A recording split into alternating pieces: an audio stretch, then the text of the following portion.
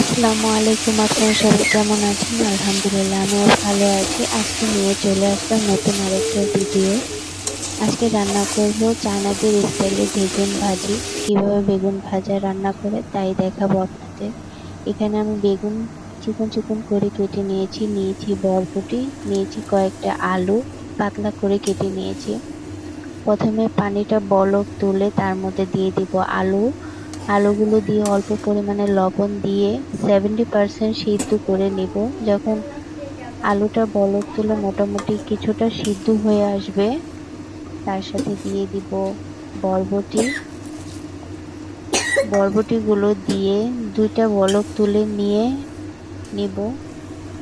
যখন বলক চলে আসবে তখন দিয়ে দিব তার সাথে বেগুন কেটে রেখেছি চিকন করে ওটা। বেগুনটা দেওয়া হয়ে গেলে বাস একটা বলক তুলে নিব। যখন একটা বলক চলে আসবে, বেগুনের উপরে কালারটা চেঞ্জ হয়ে আসবে। বেশি সিদ্ধ করা লাগবে না, জাস্ট কালারটা চেঞ্জ হয়ে আসলেই নামিয়ে নিব। একটা চালনিতে নামিয়ে নেব। এক্সট্রা যে পানিটা থাকে ওটা ঝরিয়ে নিব।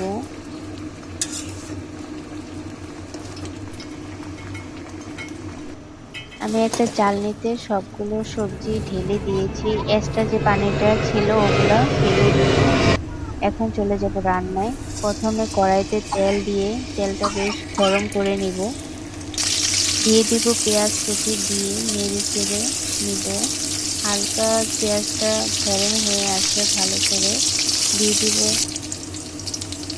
1 চিমটি পরিমাণ জিরা, আস্ত জিরা। দিয়ে দিব রসুন বাটা 1/2 চামচ পরিমাণ, দিয়ে 1 চিমটি পরিমাণ হলুদের গুঁড়ো দিয়ে দিব। দিয়ে অনবরত নেড়ে চেড়ে ভালো করে মিক্স করে নেব। যখন ভাজা ভাজা হয়ে আসবে পেঁয়াজটা দিয়ে দিব সিদ্ধ করে রাখা সবজিগুলো। আমার যেহেতু এখানে সিদ্ধ করে রাখা হয়েছে, সবগুলো সবজি মোটামুটি সিদ্ধ হয়েছিল, সিদ্ধ করা আছে, তাই বেশিক্ষণ লাগে না রান্না করতে। এখানে একটা বাটিতে সস বানিয়ে নিব। নিয়েছি টমেটো সস, অল্প পরিমাণে পানি, 2 চামচ পরিমাণ কর্নফ্লাওয়ারটা দিয়ে নেড়ে চেড়ে সসের সাথে ভালো করে মিক্স করে নিব।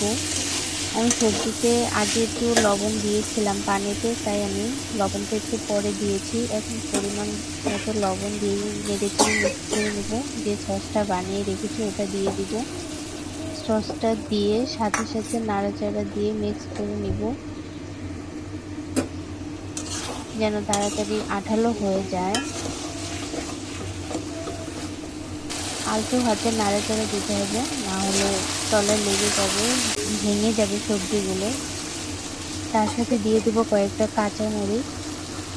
কাঁচামরিচটা আমি পরে দিয়েছি যেন সবজিটা বেশি ঝাল না হয়, বাচ্চারা খাবে এর জন্য। দেখুন বন্ধুরা, দেখতে কতটা সুন্দর হয়েছে চাইনিজ সবজি। এটার সাথে রুটি কিংবা গরম ভাতের সাথে খেতে খুবই ভালো লাগে। এমনি সবজিটা খেতেও খুবই ভালো লাগে। আমার ভিডিওটা ভালো লাগলে লাইক কমেন্ট শেয়ার দিয়ে পাশে থাকবেন। কে কোথা থেকে দেখছেন অবশ্যই আমাকে কমেন্টে জানাবেন। আল্লাহ হাফেজ।